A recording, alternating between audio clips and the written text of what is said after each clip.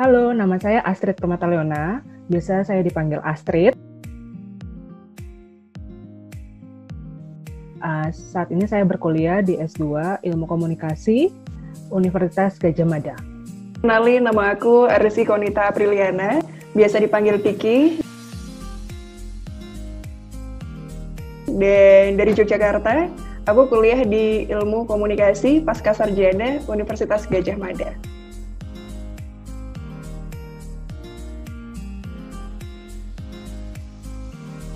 Saya membutuhkan ilmu tambahan untuk kelengkapan saya sebagai diri saya sendiri, sebagai pegawai nantinya untuk balik lagi ke instansi saya ketika bekerja seperti itu. Lalu kenapa saya memilih studi di Ilmu Komunikasi Universitas Gadjah Mada? Kebetulan lagi saya penerima beasiswa dan saya diminta untuk memilih jurusan yang sesuai dengan yang mereka butuhkan, yang saya butuhkan, dan instansi saya butuhkan. Dan juga S1 saya ilmu komunikasi. Jadi saya pikir untuk linear dengan apa yang ditetapkan kantor, ditetapkan diri saya sendiri, dan mungkin juga dibutuhkan juga oleh beasiswa, saya akhirnya memilih S2 Ilmu Komunikasi. Dan tujuan saya memilih di Universitas Gadjah Mada, ada satu mata kuliah yang saya pengen pelajarin sih sebenarnya di Universitas Gadjah Mada ini, Ilmu Komunikasi. Ada mata kuliah komunikasi pemasaran dan itu ada di sana gitu.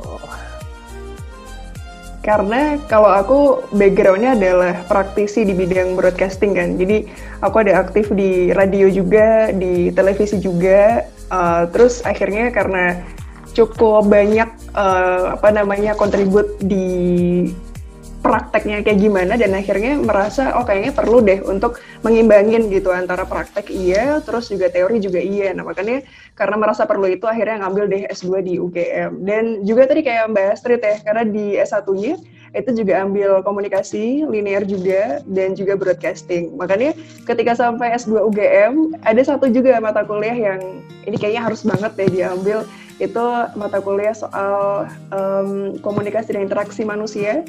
Di dalamnya ada komunikasi publik, jadi cocok lah kayaknya sama hal yang ditekunin sekarang.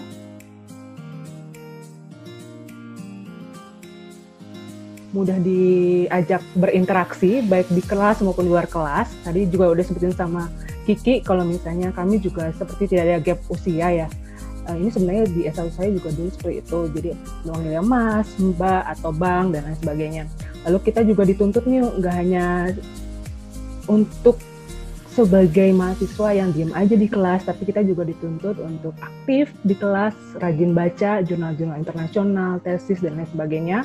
Dan dari situ jadi bahan kita untuk nulis paper. Dosen di UGM nih berilmu tapi santuy gitu loh. Jadi panggilannya di sini nggak ada yang Pak, nggak ada yang Bu, semuanya Mas, Mbak, Ca, Bang gitu. Jadi berasa kayak nggak ada gap di situ gitu. Dan ini agak beda sama kultur ketika S1. Masih ada yang panggil Bu, masih ada yang panggil Pak. Di sini jadi tidak ada sekat, tapi juga kita dituntut untuk banyak baca juga, nggak cuma nyuruh, tapi juga dikasih bimbingannya. Itu sih yang kerasa enak di UGM.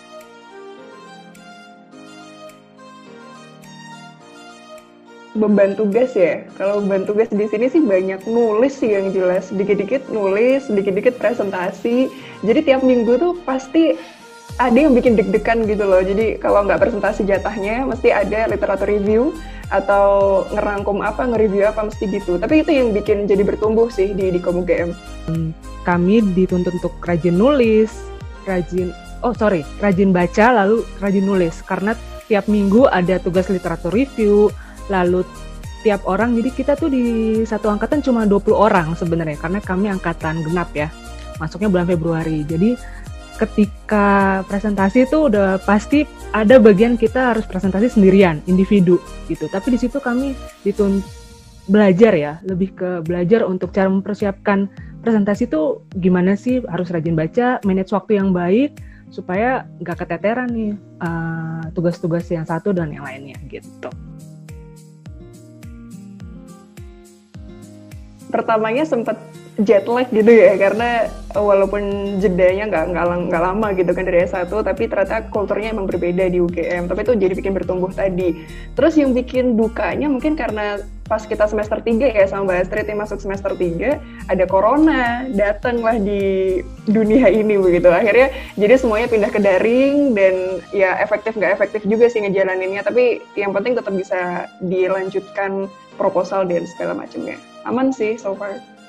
Karena aku anak rantau di Jakarta pindah ke Jogja, sukanya tuh ketenangan kali ya. Jadi bisa jadi lebih fokus untuk belajar di Jogja, lalu ketemu sama teman-teman baru yang beda usianya cukup jauh dari saya lebih tua maksudnya.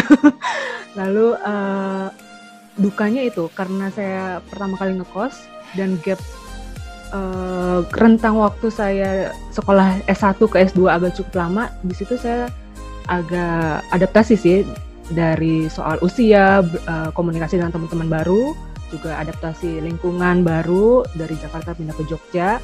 Tapi di balik itu sukanya lebih banyak sih, jadi kenal teman-teman dari berbagai wilayah, nggak hanya di Jogja tapi juga dari Kalimantan, dari luar Pulau Jawa dan sebagainya gitu, dan ketemu sama dosen-dosen keren di Ilkom.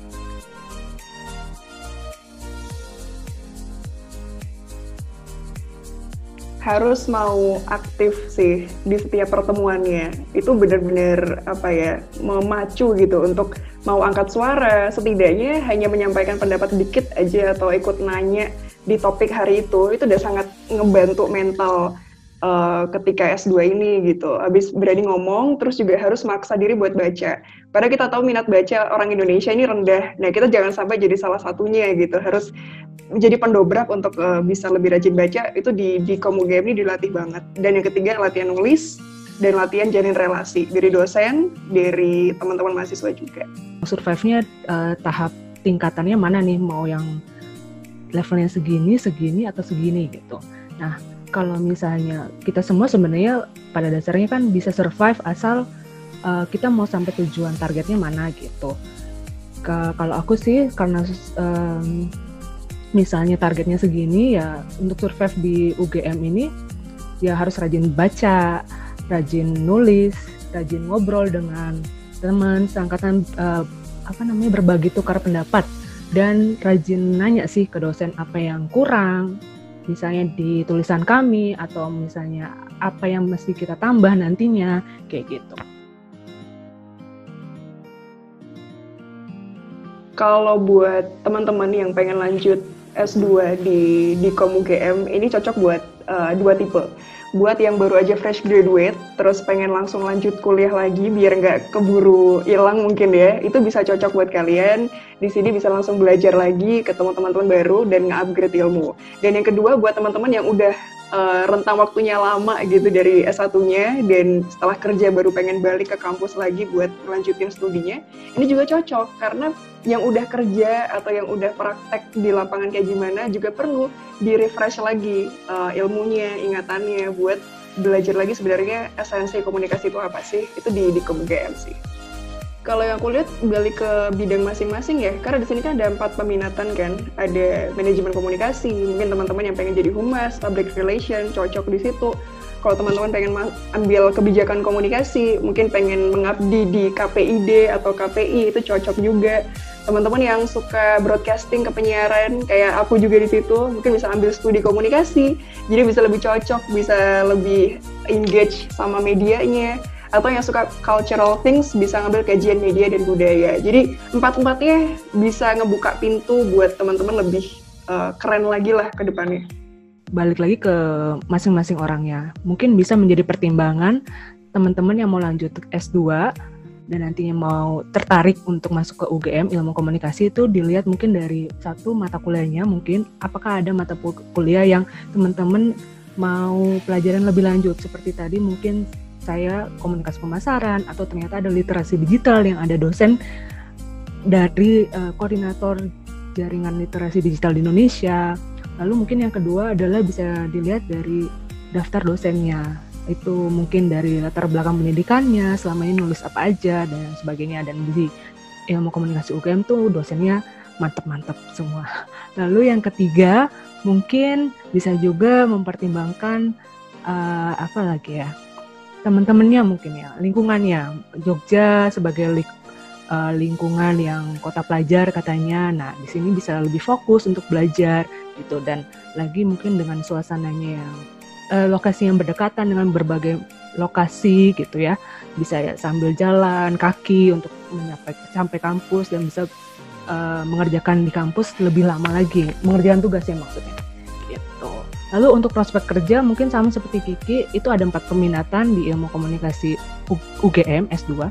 Itu mungkin nggak usah diulang lagi ya kayak gitu, tapi mungkin bisa jadi misalnya nih saya ngambil peminatan manajemen komunikasi, mungkin orang-orang yang lebih tertarik untuk terjun ke komunikasi pemasaran itu juga bisa, atau misalnya komunikasi pemerintah, ada peminatan untuk kebijakan pemerintah ya kayak gitu, kebijakan komunikasi di ilmu komunikasi UGM.